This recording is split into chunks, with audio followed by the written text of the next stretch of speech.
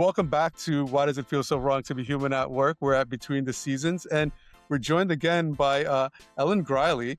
We had a fabulous conversation last week, and this time we're just going to kind of dig a little bit deeper for a few minutes and see if we could get into a little bit what can we do about situations and scenarios. Just continuing, I feel like when we're talking about mental health and we're talking about how being conscious of mental health, how it informs internal comms, I feel like it's too important of a topic for us to try to contain it within 30 minutes, right? So Mhm. I really like this topic because we've touched on so many things about the human aspect of the employee experience, but when it comes to how we engineer that experience, we're not really talking enough about how the emotional reception, or the emotional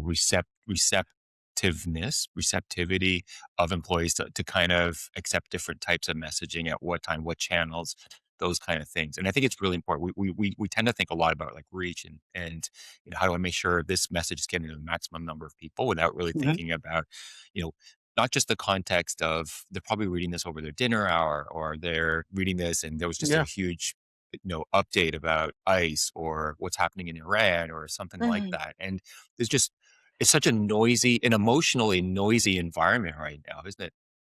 absolutely. Like Yeah. when we were doing research way back when, I had to work on this website, and we were doing like user research before. The user research team came back with some fabulous data, but it was kind of realizing that, people are looking for cars at just very different scenarios. Like mom with a 2-year-old on her lap is shopping for a car versus someone who is just doing it on a mobile phone while they're like in a subway. Makes us think of all these different scenarios. So it gives us a sense of people are just in different places while they're interacting with you or your product at any given time. Well, and I found my mind is going off on so Yeah. many tangents. There's so many things I'm curious about. And to be honest with you, so I work at Gallagher. So we published the State of the Sector survey that you referenced there. And I just, there's so many things to think about. But I think probably the most important thing to really think about is exactly what you're addressing and tackling, Ellen, is, you know, uh, there's this weird pressure on corporate comms folks to be perfect with everything that they pump out. So everything, like, we talk about uncanny valley with like just weird AI slop and with just anything that's CGI, and everything feels a little bit Stepford Wives-ish. But it's weird in this corporate ecosystem that we don't actually step back and think about how how comic book like it is, the stuff corporate environment, the corporate communications. We always talk about authenticity in the communications, and it's bullshit. We're not really truly authentic in how we communicate to employees. And so we raise a bar unintentionally by making everything perfect. So every communication that goes out, it's got to be, spell checked, it's got to be edited, it's got to be approved by the director, the senior director, the VP, and it just Yeah. goes on and on. And so it's actually like this relentless push of perfection, perfection, perfection. And it's not actually creating a psychologically safe space. Same thing with videos. Like they're a little bit too polished and a little bit too perfect. And Yeah. I do think it's time to truly lean into authenticity. Why does it Yeah, feel so I wrong to be human? Mm. I Hmm. I think that, Chris, that's something, I mean, I think about it all of the time, really. And I think the biggest thing that we're probably getting wrong right now, and that I see kind of across the board, and I did this, everybody kind of does it, is we Yeah. write these communications, we do our work, and we expect that the person on the other end is going to open that email with 100% cognitive capacity and 100% emotional capacity. Love that. Yeah. And then, Hmm. and when you make that assumption, what you don't do is all of the helpful work that can meet someone where they are. And that is as simple as when you're going to hear from an employer, when you're going to hear from your company. So when you send that biweekly Mm. newsletter, You never say, this is a biweekly newsletter, right? But yet you see that all the time. Yeah. The New York Times says it's a daily paper. I worked in alt weeklies. We would say we're a weekly paper, right? You see that all the time in these other areas of our life where we encounter information. Everyone else says what their cadence is, but we don't tell employees and remind them, hey, you're going to hear from us once a week. We're going to get together for a quarterly town hall. All of these things that kind of bring someone back into that state of like, okay, I know at least I'm going to know more about this topic at this date. And it can make it really, that whatever they're carrying, it can make it a little bit easier to hold. Love that. Yeah. Love that. So, Ellen, last week we talked about this.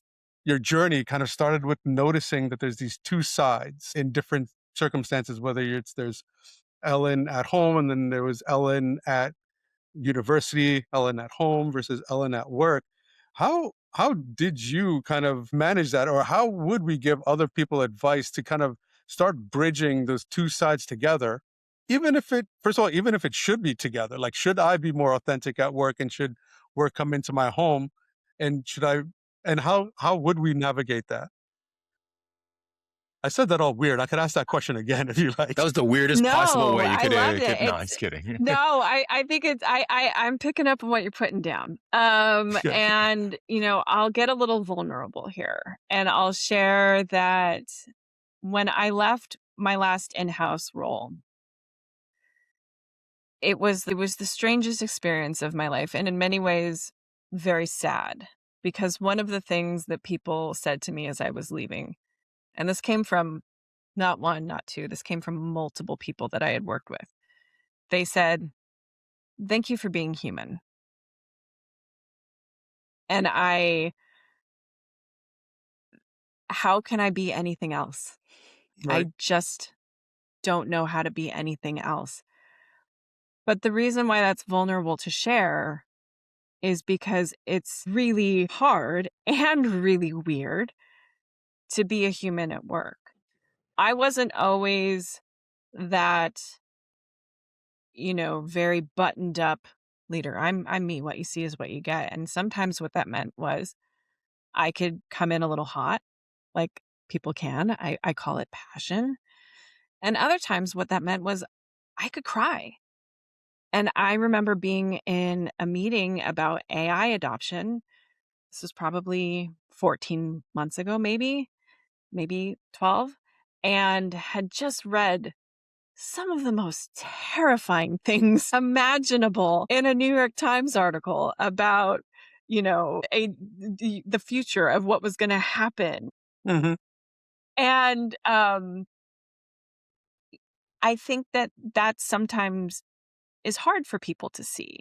And and what the reason I started crying was I just was advocating in this meeting to say, hey, I think we really need to be intentional about how we're rolling this out. And as I was making my argument, I'm really good at that.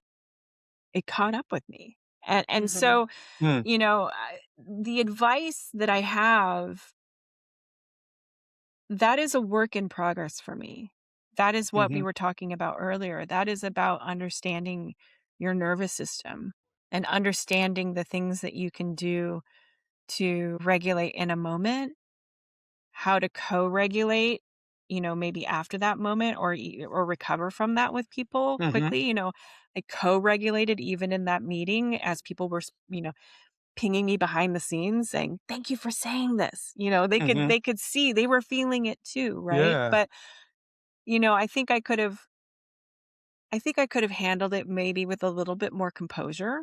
That would have also not necessarily impacted other people. And so it's this, when we think about how we negotiate this, it's ongoing work. And it's also really important to note that this is entirely an individual decision. When we think about like bring your full self to work and show up and all of these things, I'll be honest, I am a white woman with a lot of privilege. And so I can show up with, tears in my eyes. I can show up with wet hair. There's a lot I can do in corporate America working remotely that not everybody can do without it having it, impact the way people perceive them. And so, but the biggest thing that I think that people can focus on is really just figuring out the ways where it's comfortable for Hmm. them to find connection. Connection is so important. Community is so important when you look at things like what we discussed last episode with the polycrisis in Greece. What I found so interesting, and we saw this in COVID too, what I found so interesting is that when people are in uncertainty, when people are facing these really difficult times, community pops up. It's not popping up enough right now. We're still pretty divided right now, Hmm. but community pops up as a way for people to get, you see all these different clubs, you see all these different things in response. So finding the people that you work with who can help you, just where you can say, hey, it's really hard is it weird right now? Are you feeling this too? I'm feeling this too, right? Yep. That can help you co-regulate. And, the other thing is just really understanding and getting curious about how I'm feeling a kind of way right now, and naming that emotion, right? Emotions Hmm. don't stay. We think that they stay with us so much longer than they do. And they really cycle through us quite quickly.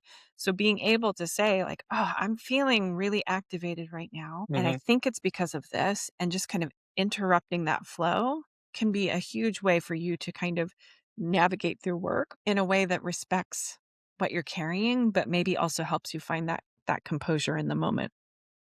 Absolutely. I just read the book Nonviolent Communications, and a lot of that talks about how we don't know or aren't really taught from our youth on how to identify our feelings. And so I'd really, really recommend that, or really recommend also whenever you're feeling that like uppity, to just think what's making me feel this way and what is the feeling that I'm feeling, and Mhm. understand that for moving forward. Because I think you're right. Like for me, it's always been about, well, my kind of like two-sidedness was always that, I'm not white and I'm son of an immigrant. And now I'm in like meetings with like C-suite. And at first I'm like, I didn't know how to really behave. We're Indians, we with our hands. And, I don't know where to put the forks and knives either. So I bought a book on etiquette, and that it was called How to Be a Gentleman. And it was all around keeping people comfortable. And that's, I guess, the understanding. And so that helped me trying to at least kind of now feel like I can belong here. And in that atmosphere, keep everybody around me comfortable, because the the odd person out doesn't keep everybody comfortable sometimes. We don't know what we're going to get from the thing that we don't understand. And so that's one of the things for that. The other thing I wanted to ask, so one of the things earlier on in my leadership, I realized that I couldn't get any strategy launched off the ground. I couldn't get things going unless my kind of like team had a good relationship with and was really comfortable with it. And I realized that I just kind of pushed strategies and pushed ideas, and it got met with Mm. resistance. And so I switched up the style. I said, hey, like I'm realizing this is not work. Let's work on this base layer of relationships first. And I started doing things like I noticed if things got tense in a room, or if I'd stop the topic and I'd start to explore what's going on here. Let's alleviate this thing first, and then we could get back into the topic. And sometimes could happen there, or sometimes I'm like, all right, let's break for a moment and come back, or pause. Any advice in that scenario, like what things to do while you're just kind of like right in the moment, either from you, Chris, as well, or Bree as well, to jump in. Like how do you kind of get into a place where things are going wrong, people are there, how do you start regulating yourself and start regulating the room now? Developing a healthy capacity for awkward silence is a great a great place to start. Truly, right? I mean, it's again, it comes back into that when you're feeling a kind of Huge, way, like you right, just said. inside, and you've got that energy cycling through, we all ultimately wanna stay alive. We all ultimately wanna find comfort, right? And so these things that we do in meetings are actually related to keeping ourselves alive the way that our mind and our Yeah. body works. Our mind and our body doesn't know the difference, right? Our mind and our body is just like, oh, cool. You feel like you're being, chased by a tiger. Let's act accordingly, even though you're in your meeting, right? And so, I think it's what I like to do. There's a couple of things. There's two things that I like to do. One is before we even get into that meeting, when this is like the idea is germinating, when things are just kind of swirling, I love to ask a simple question. I love to say, here's the goal. Here's where we're headed. And here's why we want to get there. How do you think we should get there? And just seeing it through their own eyes and how they would get it helps me understand the difference between all of the information that I'm bringing, which is in many times a lot more than they know, right? Not in terms of life and skills, but I've got context. I've got meetings with, leaders from above. I'm carrying in a lot and I'm seeing the patterns quickly, right? But asking that, how would you get there, allows, you to see kind of the delta and the distance between where you are and where they are. And then you can kind of work to find that middle ground. I think in a moment, when you look at the kind of the traditional trauma informed principles that are the foundation to trauma informed healthcare and trauma informed education, one of the biggest principles is choice. And I think about this all the time because we live in a world that is relentlessly because I said so. This world is one big because I said so. And when you don't have agency and when you feel like you've got very limited options, it can cause you to feel a kind of way on the inside, right? And when you give somebody choice to say, hey guys, we've got to solve this problem and here's some options.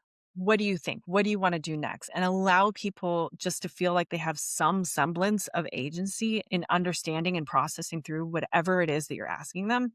That can be, return to office. That can be AI transformation. You can still give people choice. And we just aren't giving enough of it.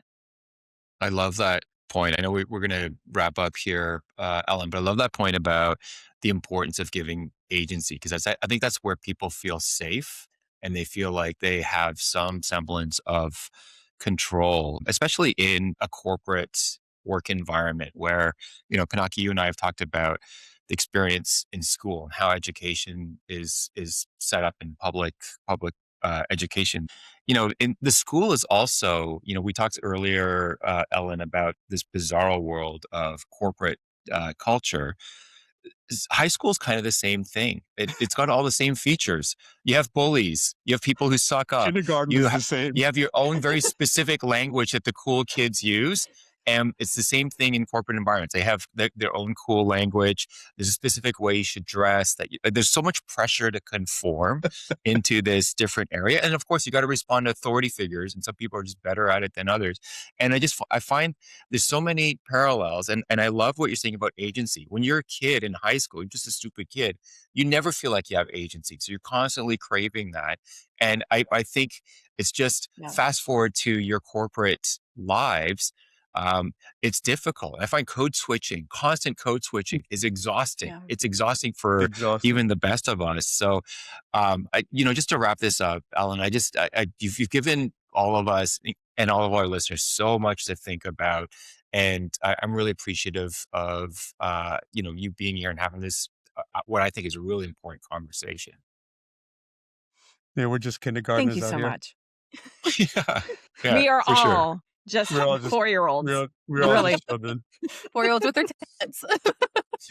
Actually, it was funny. I'll end with this real quick story. And I was on a flight back, and I was sitting next to a professor who studied immigration and some of the more negative or horrific sides of immigration, and kind of spending this life researching such a topic. I asked the question like, how do you stay positive or how can you stay positive? And it was just like that. It was just to kind of realize that we are just humans and we're just here. And when you kind of understand that amongst everyone, it starts to help you deal with what's happening around us little by little. I hope that helps. We are just kindergartners at the end. Yes. And if you're looking for some positivity and trying to be a more positive person, my advice for that is just try to find one moment of joy each day. Just try to recognize, like, you know what? I really enjoyed my coffee this morning. It was better than usual. And that's a moment of joy. Take that moment and recognize it. Find the joy in your day. Take the W. Yeah, 100%, wherever you can get Anything could be a W to do it. Yes. It's also Buddhist philosophy. Go to sleep thinking about what you're proud of today as opposed to what you're going to do tomorrow. Love that. That said, thank you so much, Ellen, for joining us again. We really appreciate you. Ellen, where can our listeners find you at? internal-calms, CALMS.com. I'm laughing because of, as we heard last week, that can be a little bit of a mouthful, but not as much as Equilibrious. So, and not as much as why does it feel so wrong to be human at work? Yeah, we love long names. Yes. Yes. And of course, follow Ellen on LinkedIn. They have a great LinkedIn account, always very active on there, sharing great articles. We'll have all the links in the description below. Absolutely. Thank you, everybody. We'll be back next week. We'll see you soon. Bye, everyone. See ya. Bye, everybody.